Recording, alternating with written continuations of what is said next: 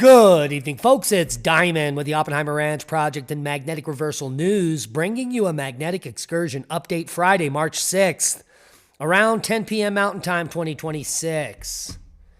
Geomagnetic storming is commencing as the plasma stream goes up and the BZ shifts south. We've only hit KP4+, but there may be more on the way. Speaking of on the way, tornadoes, deadly tornadoes in the center of the U.S. We've got a lot to talk about, so buckle up, Buttercup, and keep calm. It's boom time. Multiple deaths reported after tornadoes. Severe storms strike America's heartland. Holy macaroni. Deadly tornadoes kill 4 in Michigan as severe weather threatens millions overnight. Yeah, it's confirmed. At least 4 dead, 12 injured as tornadoes slam Michigan. The severe weather outbreak wreaked havoc in the area of Union City, Michigan, according to an official. Injuries were also reported in multiple southwestern Michigan counties. Take a look at this. Absolutely insane. Grainger offers professional grade. Sorry about that. Let's get to the video. That is absolutely crazy. I think we have some more footage here. This is from meteorologist Eric Graves. And this is the twister in question. Look at the size of that. And it is just tearing apart homes there. Holy macaroni. Prayers and thoughts and prayers of all those people in Michigan that are now missing or dead or injured and the families that have suffered. This is just the beginning. Spring has just started. It's going to be spicy, folks. Winter storm warning issued following 32 inches of snow and 80-mile-per-hour winds. March is certainly coming in like a lion for much of the U.S. On Friday, March 6th, the National Weather Service continued to issue warnings for several weather and storms throughout the country. The National Weather Service has announced new winter storm warnings and advisories that reach some of the same areas of the Northeast that were recently hit with the blizzard of 2026, plus states in the Midwest. And beyond that, have seen yo-yoing weather. Yeah, grand solar minimum much? Lake Powell now on track for the 5th lowest runoff on record. Good news, it's not the first.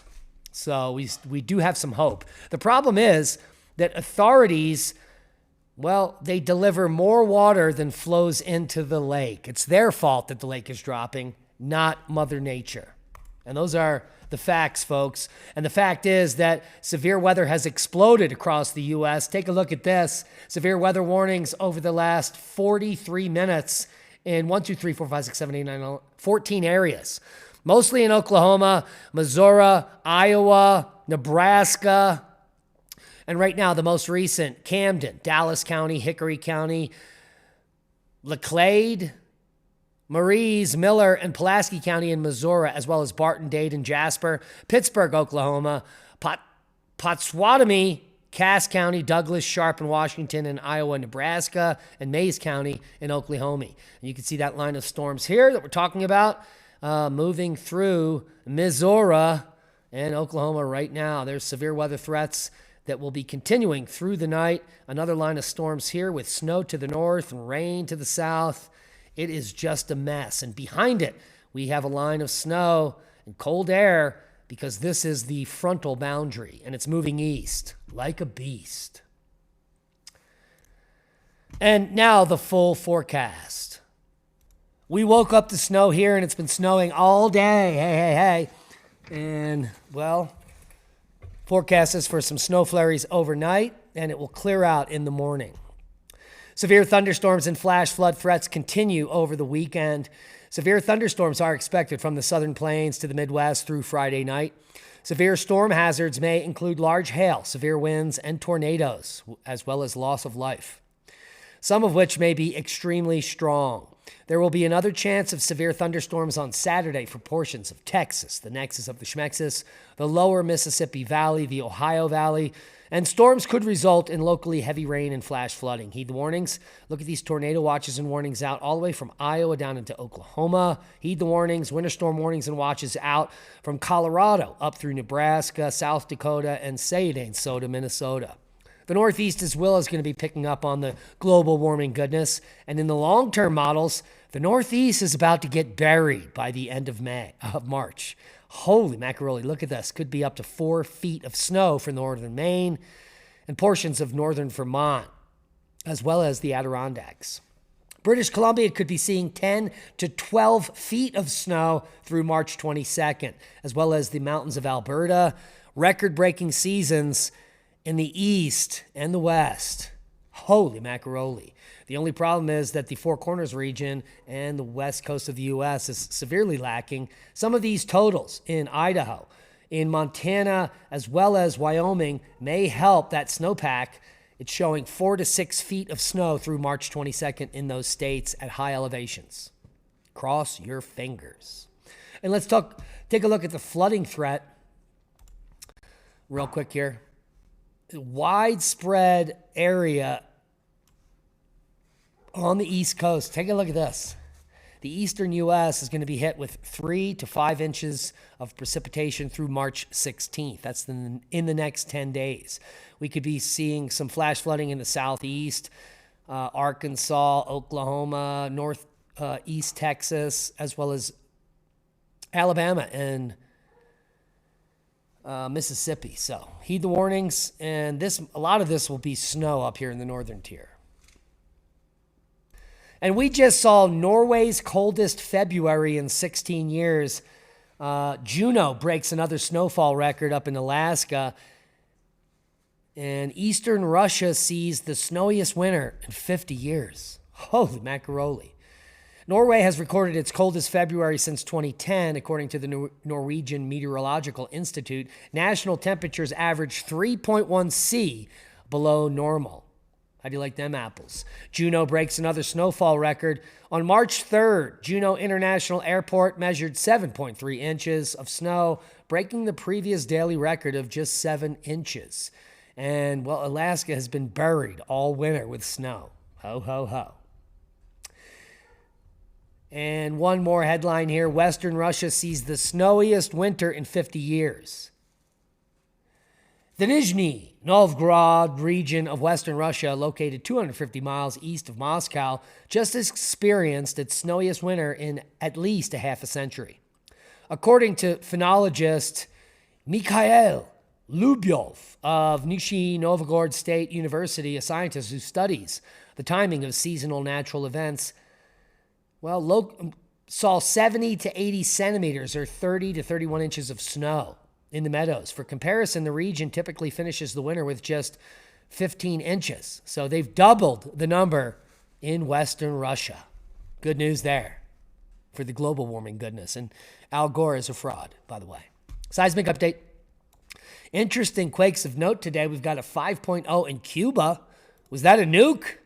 I hope not. 2.5 frac quake in Oklahoma, more frac quakes in New Mexico, but we have activity in the west. Alamo, Nevada, rocking and rumbling. We've got seismicity here in just north of Las Vegas, 3.1 east-southeast of Beatty, Nevada, and the west coast is rumbling, as well as now down here in Southern California near San Diego, 2.5, 2.6, east of Fresno, 2.6, and even Oregon picking up on what we're putting down with a 2.7. Overall, slight uptick worldwide.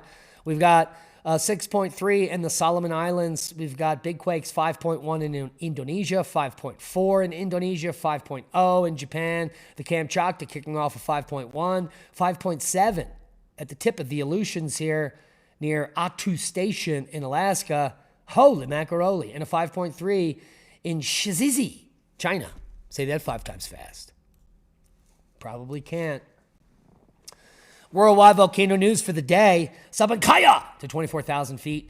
Mayon on the list, puffing and passing today. Fuego to 14,000 feet. Santiaguito to 14,000 feet. Aoba to 15,000 feet. Ibu, an eruption was reported.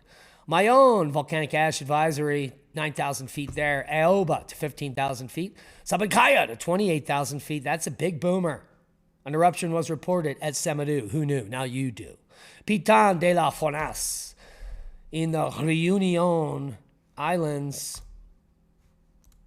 There you go. Lava flows visible from Sentinel-2 from space. Sangay, ongoing volcanic ash to 20,000 feet. Let's take a look at those lava flows for a little bit more, shall we? Let me shrink myself down to size. Put myself in the corner here. That's pretty significant lava flows there, in my opinion. So we have Sangay to 20,000 feet. Ongoing volcanic ash likely at Fuego. Ibu to 7,000. Santiaguito, possible volcanic ash, and that wraps up the list for the day. We've hit KP 4.4 plus. Not really into G1 geomagnetic storming, but hovering around that. That means there'll be aurora up in northern Canada right now. As we take a quick look at telemetry, and we look at the BZ is shifting rapidly north to south. This is chaotic. As the plasma speed continues to rise, it's not that high. It's 450 kilometers per second, not that significant. We shouldn't expect anything other than G1 geomagnetic storming from this pathetic coronal hole, number 30. That's it, folks. They've shared rivers for decades, and no one understands why alligators do not attack capybaras. Well, let me tell you why. This is a 35, 40-pound guinea pig.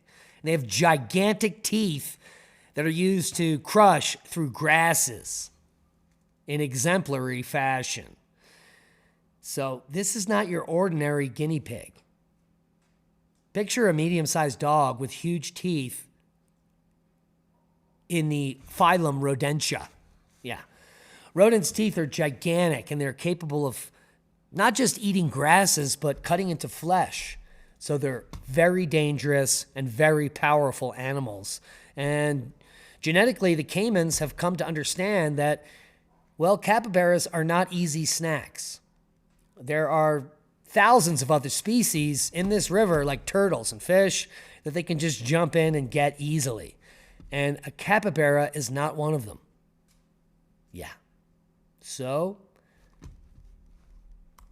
they coexist side by side in South America, everywhere, with very little capybara fatalities, because they are some badass guinea pigs, in my opinion. What say you? Leave a comment below. Look at this guy just chilling next to this caiman. Now, if you don't know what a caiman is, it's in the alligator crocodile lineage. It's just a freshwater version of crocodiles and alligators that are a little bit smaller that live in a different region. That's it. Very similar indeed. They have lots of teeth and they like to eat stuff.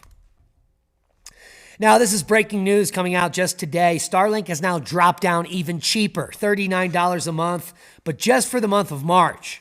Elon Musk is looking to gain 1 billion more Starlink users and literally take over all of the internet cable markets on Earth. When I got started, it cost $600 to buy the kit, and then you paid $120 a month. Now, there's no upfront hardware costs. It's free, and you just have to pay $39 a month in select areas. Type in your service address, see if you qualify. Support the channel. We get a benefit. We get a free month of Starlink at $120, and you get Starlink at $39 a month. That's an insane deal. Support our channel. Put your service address below and get the fastest high-speed satellite internet I've ever seen. It's blazing hot. It's as fast as cable, almost. And that is saying a lot because the internet is beaming up into space and back down. It's absolutely insane how reliable this internet is, and it's satellite-based.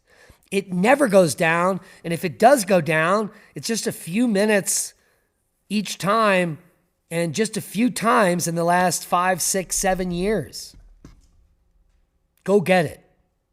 And that's a boom to knowledge. Hit the thumbs up, share this video, pray for the people in the southeast that are now experiencing these severe thunderstorm warnings, these tornado threats, and, well, our prayers and thoughts go out to them. We love each and every one of you.